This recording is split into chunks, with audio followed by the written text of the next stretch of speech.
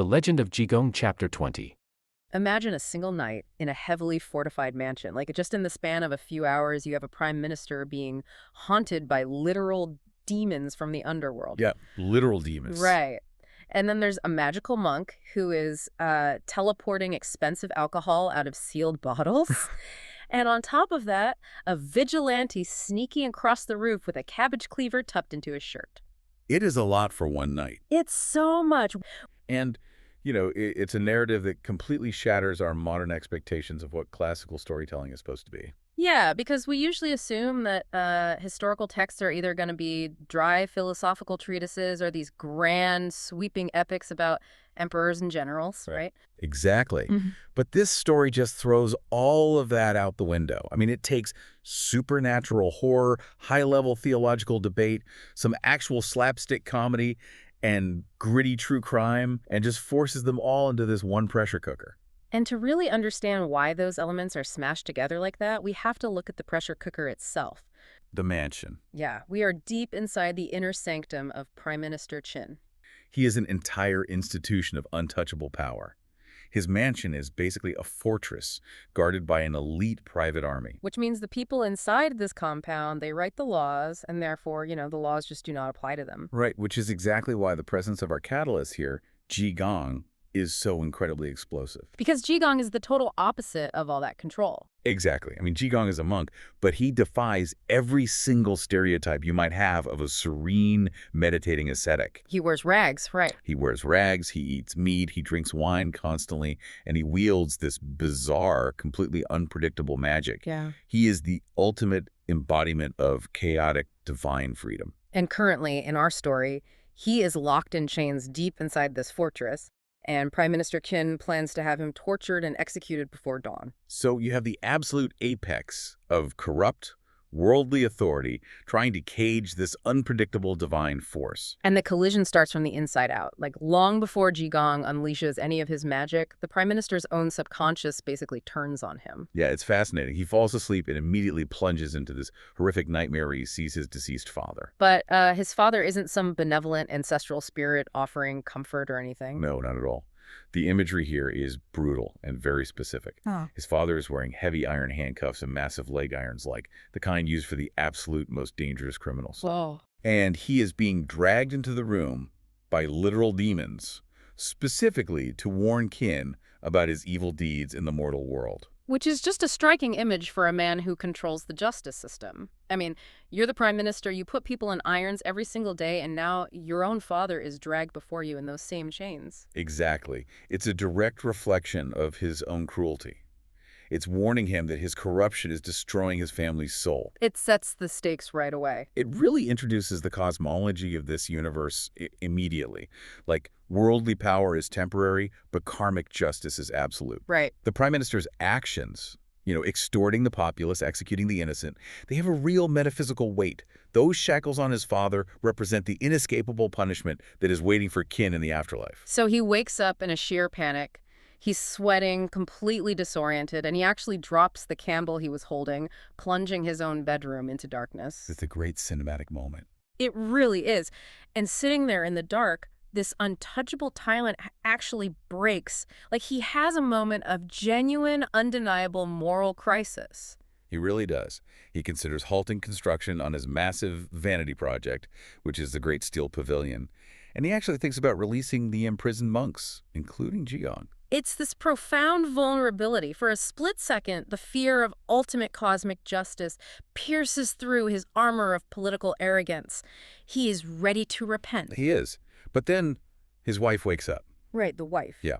She sees him panicking, she hears about the demons and the chains, and she doesn't comfort him at all. She actually laughs in his face. She laughs at him. She finds his terror completely ridiculous. And the way she talks him out of his repentance is brilliant, honestly, because she doesn't try to prove the ghosts aren't real. She doesn't use evidence. No, she attacks his ego. She appeals to his identity as an elite, educated scholar. She uses a very specific classical reference, right? Asking how a learned man could possibly concern himself with strange forces and chaotic spirits. Yes, exactly. I want to stop right there, actually, because I know that phrase has deep roots. She's essentially weaponizing philosophy against his conscience, isn't she? Precisely. She is quoting the Analects of Confucius. Oh, wow. Yeah, the traditional Confucian scholar which is the ideal that the entire elite ruling class of the Song dynasty modeled itself upon, was supposed to be entirely grounded in the rational moral order of the human world. Right. They were the educated elite. Right, and Confucius famously avoided it speaking of superstitions, magic, or the afterlife.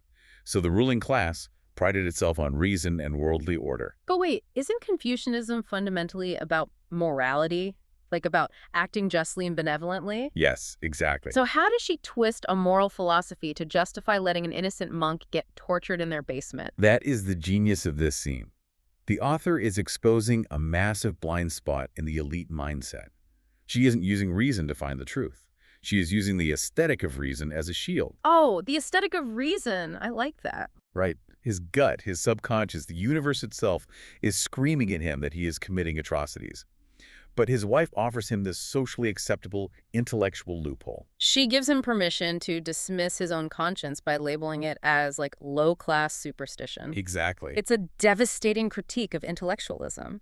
It's like watching a corrupt CEO have a ghost of Christmas past epiphany, only for his PR director to walk in and say, "Don't be silly, ghosts aren't backed by data," and the CEO immediately goes back to embezzling. That is the perfect analogy. She essentially tells him, we have Ivy League degrees, we don't believe in karma, leave the guilt to the peasants. And it works instantly. He flips the switch, completely shuts down his conscience, asks what time it is, it's the third watch, by the way, and immediately orders the guards to severely punish the mad monk. Because he chooses the comfortable lie of his own superiority over the difficult, painful truth of his corruption. When he is given the choice to face his guilt or hide behind his status, he doesn't hesitate. So internal pressure completely fails. The universe tried to give him a polite warning through his father, and he just intellectualized it away. Right. And if the mind refuses to listen, the environment itself has to step in to force the issue. The subtle horror of the dream is about to become a very real, very physical assault. Because Kim has just reestablished his worldly authority, right? Mm. He is sitting in his study, likely feeling quite smug about his rationality, and he lights a new wax candle. And the flame starts making this bizarre rhythmic breathing sound. Which is terrifying. Yeah. And then, inexplicably, it shoots up over a foot high, illuminating the entire room before shrinking down until it's the size of a tiny deep pit. And as it shrinks, the ambient light in the room turns this sickly, unnatural green. And this cycle happens 3 times. It's a deliberate escalation. Hmm. The magic takes a mundane, comforting object, his only source of light, and just breaks the laws of physics. It's a targeted haunting, designed to strip away his sense of environmental control. But Chin doesn't run. I mean, he reacts exactly how you'd expect a violent authoritarian to react. He grabs a sword. He grabs a heavy ceremonial townhouse sword and literally attacks the candle. He tries to hack a ghost to death. Which highlights the absolute futility of his power. He only knows one language, and that's physical force. Right. But the magic responds to his violence by multiplying. He strikes the green flame, and suddenly there are 2 lights. Oh, man. He strikes again, and there are 4. He keeps hacking wildly, dealing dozens of blows, until the entire study is filled with swirling, chaotic green orbs. His attempt to assert dominance just exponentially increases the chaos. Exactly. And once the lights are multiplying, the visual horror really kicks in. The servants start screaming because the room is suddenly populated by this menagerie of bizarre spirits. It gets so weird here. It does. There's a big-headed ghost standing by the door, just nodding. A ghost with an impossibly large, toothy grin squatting under a table. Yeah. Another one by the bamboo curtain just pointing an ominous finger. The panic spreads instantly. The inner guards, who are the elite security force meant to protect the prime minister, they rush into the chambers. And as they arrive, the supernatural assault broadens to meet them. And this is where the specific types of ghosts described become so crucial to understanding the underlying logic of the haunting. Yeah, because we see ghosts with broken heads streaming with blood. We see ghosts still locked in heavy wooden punishment canes. Those are the big wooden collars. Right, hanged ghosts, headless ghosts. And then completely incongruously, mischievous ghosts that aren't injured at all. They just run around pulling the guards' hair and pinching their noses. So why do you think Jigong uses this specific, almost contradictory mix of spirits. Well, that's exactly what I was stuck on when I was reading this. You have a divine monk who could summon a terrifying, majestic demon to smite the prime minister and burn the whole mansion down. Sure. But instead, he summons headless bodies and invisible pranksters to pinch people. It feels like, I don't know, half horror movie, half cartoon. It does feel that way until you look at the source of those injuries. The broken heads, the decapitations, the hangings, the heavy wooden cangs. These are the literal methods of torture and execution used by the corrupt state apparatus that the Prime Minister commands. Oh, I see. Wow. So these aren't just random monsters pulled from a mythology textbook. No, not at all. These are the literal reflections of the mansion's own cruelty. Exactly. The Prime Minister believes he controls life and death. He believes that when he executes someone, the problem is erased. But it's not. Right. Jigong is taking the violence of the justice system and shoving it right back into the inner sanctum. He is filling the room with the mutilated victims of the state, proving that the Prime Minister's power is an illusion and his victims do not disappear. That completely recontextualizes the haunting. He is turning their own brutality against them. But wait, what about the mischievous ghosts? The ones pinching noses. Yeah. How does getting your nose pinched fit into a profound lesson about state violence? Because the goal isn't just terror. It's the total breakdown of authority through humiliation. Humiliation. Right. Think about the image of an elite, heavily armed bodyguard. Their power relies on discipline, intimidation, and an aura of absolute control. Which you lose pretty fast if you're getting your nose pinched. Exactly. You cannot maintain that aura when you are running around the room screaming, slapping at your own face because an invisible hand is pulling your ears. It reduces the terrifying state police to the level of squabbling toddlers. It does. Jigong is systematically dismantling their dignity. It's psychological warfare. He disarms the prime minister by showing him that his sword is useless against karma, and he disarms the guards by making them ridiculous. Absolutely. So the absolute peak of society is cowering and crying in the inner chambers. But while all this chaos is happening inside, what's going on in the outer courtyard with the guys who are actually supposed to be guarding Jigong? Well, this shifts us to an entirely different kind of confrontation. We move to the Zen chambers, where 20 guards, led by a man named Qin Sheng, have been tasked with watching the monk until the interrogation at the third watch. And the tone here is so surprisingly mundane. Qin Sheng is basically complaining about being on the night shift. Yeah, he's exhausted, he was up late the night before, and he needs a way to stay awake. So he suggests they all pitch in and order food. They pool their money, each giving 200 cash, totaling 4 strings of cash. It's a significant amount of money for working-class guards, like an entire office whip round. And they send someone out, and they set up this massive spread of hot dishes and premium wine right in front of the prisoner they're supposed to be guarding. Which is just cruel. Yeah. But they are sitting down to a feast, and Jigong, who is still chained up, makes his move. But he doesn't summon a headless ghost out there. He just politely asks for a cup of wine. And Qin Sheng's reaction is a masterpiece of hypocrisy. It really is. I mean, think about it. A corrupt guard working for a treasonous prime minister preparing to torture an innocent man suddenly decides to become a rigid theological purist. He literally starts lecturing the magical monk on the rules of Buddhism. He does. He lists the 5 precepts, telling Jigong that monks are forbidden from killing, stealing, sexual misconduct, lying, and intoxicants. He refuses to give him the wine on the grounds that it would violate Jigong's own religious code. It perfectly captures how those in power weaponize rules. Qin Sheng has no respect for the spirit of Buddhism or justice, but he is more than happy to enforce the strict, rigid letter of the law if it allows him to exert control over someone else. He uses theology as a cage. Exactly. It's like a group of corrupt cops who spend their days framing people, but when they have a superhero handcuffed in the precinct who asks for a sip of water, they pull out the municipal codebook and say, actually, consuming an unlidded beverage in a holding area is a citation, so we can't let you compromise your integrity. That is exactly what's happening. And Jigong's response completely bypasses the trap. Yeah. He just laughs in Qin Sheng's face. He tells the guard he only knows the first half of the philosophy, and then launches into the sweeping defense of alcohol that connects it to the fundamental order of the universe. He starts citing the wine star in the heavens, the wine spring on earth, and the wine sage among men. He elevates a mundane indulgence to a cosmic principle, arguing that wine harmonizes all things and temperaments. And then he delivers the philosophical kill shot.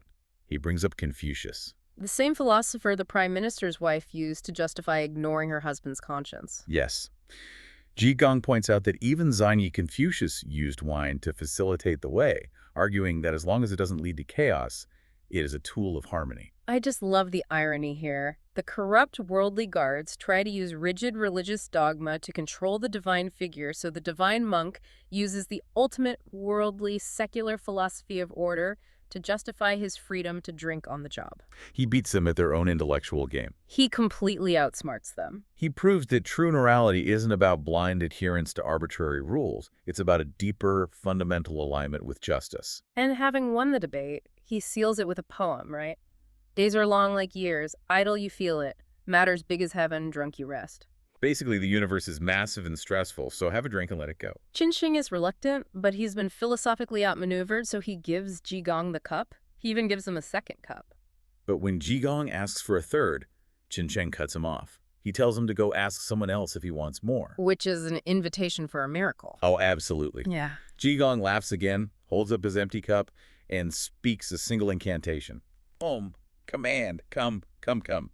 And instantly, the cup fills with premium wine. It's a fascinating linguistic blend, by the way, of a Buddhist mantra and a Taoist command. That's so cool. And he downs it, and it fills again. He just sits there in his chains, endlessly refilling his single cup, drinking as much as he wants. Meanwhile, the guards, who paid a small fortune for their feast, decide it's time to dig in. But when they pick up their own bottles to pour a drink, They are bone dry. Every single bottle on the table is completely empty. Jigong hasn't just summoned random wine. He has magically teleported their entire expensive stash directly into his cup. The guards are furious. They accuse the guy who bought it of stealing their money. They shake the bottles, but the alcohol is simply gone. And without the stimulant of the wine or the distraction of the feast, the exhaustion of their back-to-back night shifts just hits them like a wall. The plan to stay awake completely backfires. Qinsheng is so angry and frustrated he doesn't even say a word, he just lies down. Within minutes, all 20 guards are snoring. With his captors incapacitated by their own exhaustion and his magic, Jigong easily slips out of his heavy iron chains. And then he wanders into the inner courtyard where the servants are still being terrorized by the ghosts, and he exacts a very personal, physical revenge. Right, because these are the servants who use the Prime Minister's name to extort and bully the common people outside the walls. So Jigong simply walks among them, hitting this one, pinching that one, delivering a highly satisfying, petty karmic payback. He has completely neutralized the mansion. He intellectually humiliated the guards, magically stole their wine, and is now physically punishing the corrupt staff while the Prime Minister cowers in his bedroom. It feels like the story is wrapping up, right? Like the divine force has won. But the author pivots sharply here. Very sharply. Because while Jigong is managing the metaphysical side of this conflict, there is a purely human element moving toward the mansion, driven by very mortal, very dangerous motivations. And this is where we step away from the magical monk and introduce a new character, Zhao Bin. Right. And on the surface, Zhao Bin is just an ordinary guy who sells fresh fruit down by Westlake. But he has a secret life. He is a highly trained martial artist and a master thief. The idiom used to describe him implies he is so skilled at infiltration that breaking into a fortified compound is as easy as reaching into his own bag, right? Yes, exactly, taking things from a bag. But he also carries a profound debt.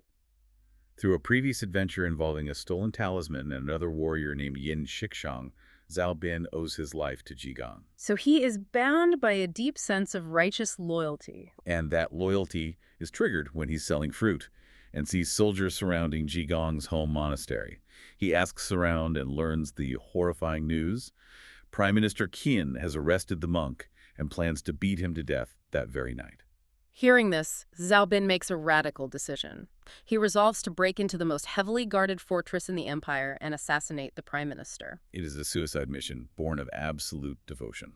But before he can launch this grand crusade, he hits a deeply relatable, completely mundane obstacle.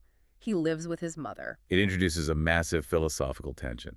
His mother has strictly forbidden him from going out at night because she wants him to stay safe and avoid trouble. I just love this detail. He's a deadly assassin ready to topple the government, but he can't just disobey his mom. He is caught between two fundamental pillars of his society.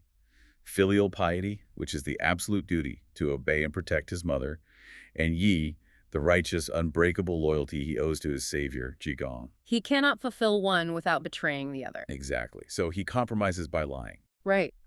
He fakes an illness, tells his mom he's going to bed early, and waits agonizingly in his room until he is sure she is fast asleep. Only then does he prepare for his assassination mission. And I'm really hung up on the weapon he chooses here. Like, he's a master martial artist going up against an elite military guard.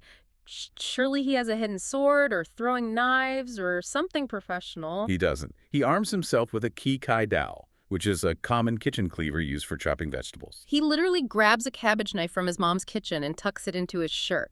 Why? What does that choice of weapon tell us about his role in this story? It grounds him entirely in the working-class reality of the world. He isn't a magical being like Jigong, and he isn't an elite aristocrat with a ceremonial townhouse sword. He's just a guy. Right, he is an ordinary son, eating ordinary food, using an ordinary domestic tool to attempt an extraordinary act of political violence. It raises the stakes so much higher. I mean, when Jigong faces the prime minister, the worst that happens is a magical stalemate. But for Zhao Bin, the consequences are visceral and absolute. If he gets caught on that roof, he bleeds to death.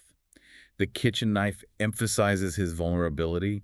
He is a mortal man stepping into a machine designed to crush mortal men. Okay, so he's pumped up, armed with his kitchen knife, and ready to walk out the door to face his destiny. And then reality knocks. Someone is literally banging on his front door. He opens it to find his neighbor from across the street, Mrs. Wang, in a state of absolute panic. And she hasn't come to discuss politics or karma. She is facing an inexplicable, terrifying domestic emergency. Right. Her son, Wang Xing, is also a fruit seller. That morning, he took his cart to sell fruit near the entrance of the Prime Minister's mansion. And around noon, an enclosed palanquin carried by servants arrived at Mrs. Wang's house. The servants delivered a highly suspicious message. They claimed Wang Xing had suddenly collapsed with a bruising illness, a ziwiyu. And they immediately took Wang Xing's young wife away with them, supposedly so she could tend to him. It's a classic extraction tactic. Right. And since noon, there has been absolute silence. Neither the son nor the wife has returned. So Mrs. Wang is alone, terrified, and has no way to penetrate the walls of the mansion to find out what happened to her children. She begs Zhao Bin to investigate. And he immediately shifts his priority. He grabs his cleaver and heads toward the mansion, moving from a grand mission of political assassination to a gritty local missing persons case. He reaches the area around the mansion late at night and sees Wang Xing's fruit cart just sitting there, abandoned on the street. He spots a street guard he knows, a man named Guosi, and asks what happened. And Guosi's response provides a chilling look at the psychology of a corrupt system. Yeah, it really does. He tells Zhao Bin that early in the morning, the second young master of the house, a son or nephew of the prime minister, called Wang Xing inside the gates. Wang Xing went in, and he never came out. But it's Guosi's justification for his own ignorance that really stands out. He admits he tried to ask the inner guards what was going on, but they told him to shut up. And he just shrugs and says, "They don't let me ask, and I don't know what kind of business it is." It is the ultimate expression of the bystander effect within a militarized hierarchy. It is. Guosi knows something horrific has likely happened. A young man and his wife have been swallowed by the estate. But he accepts the wall of silence because investigating would threaten his own meager position. The guards aren't just there to keep assassins out. They're the buffer that allows the elites to prey on the citizens with total impunity. The tone shift here is jarring. We just spent an hour talking about philosophical debates and teleporting wine. Yeah. Now we are in the middle of a bleak true crime documentary. It's a hard pivot. Right. The prime minister is inside sweating over his legacy, the metaphysical weight of his soul, while his son is casually abducting working-class couples off the street for sport. It exposes the structural violence of the regime. The grand, sweeping corruption of the father is mirrored by the petty, brutal, everyday abuses of the rest of the family. To the elites, the common people aren't citizens. They are resources to be used and discarded. Exactly. So, armed with his kitchen cleaver, carrying the heavy burden of his master's impending execution, and now deeply unsettled by the disappearance of his neighbors, Zhao Bin finally scales the walls and breaches the mansion. He makes it onto the roof at the second watch, but his infiltration hits an immediate snag. because he looks down into the main courtyard and sees the swirling green lights and the chaotic, screaming servants fleeing from Jigong's ghosts. Yeah, he is a master thief prepared for armed guards, but he is completely unprepared for a haunting. He thinks the mansion is full of actual vengeful spirits. Yeah, so he panics and flees westward across the rooftops, desperately looking for a quiet place to climb down. He finds an adjacent, secluded garden, and the author drastically shifts the sensory details here to create a profound contrast. The descriptions are so lush here. We move from a chaotic, green-lit nightmare into a space of serene, manicured perfection. Zhao Bin drops down into a courtyard planted with sweet-smelling osmanthus trees. He lands on a beautiful, decorative white ash floor, laid out in a precise checkerboard pattern. There's a raised moon platform for viewing the night sky, and the main room has elegant bamboo curtains drawn across the front. It is the pinnacle of aristocratic civilization and aesthetic refinement. It really is. Zhao Bin peers through the bamboo blinds, and the contrast becomes even sharper. Inside the warm, brightly lit room, he sees a massive dining table laden with an unbelievable, untouched feast. We're talking dry and fresh fruits, cold cuts, hot stir-fries, premium top-shelf liquor, and a luxurious seafood banquet. Faced with this extreme extravagance, Zhao Bin has a very relatable human reaction. I mean, he's been stressed, he's planning a murder, he's worried about his neighbors. Right. He looks at this untouched feast and thinks, what a lucky break. I'll sneak in, eat my fill, drink some premium liquor, and then I'll go assassinate the prime minister. But he doesn't just rush the food. He's still a professional thief. Right. He uses a classic underworld tactic to ensure the room is completely empty before he enters. He picks up a piece of broken brick from the garden and chucks it directly at the bamboo curtain. It's an idiom, actually, throwing a stone to ask the way. The logic is simple and effective. If there is a guard dozing inside, the sudden smack of the brick will startle him into yelling. Or if there's a guard dog, it will bark. Exactly. It's a sonar ping to check for threats. So he throws the brick, Yeah. smack, and there is absolute silence. The technique worked. The room is empty.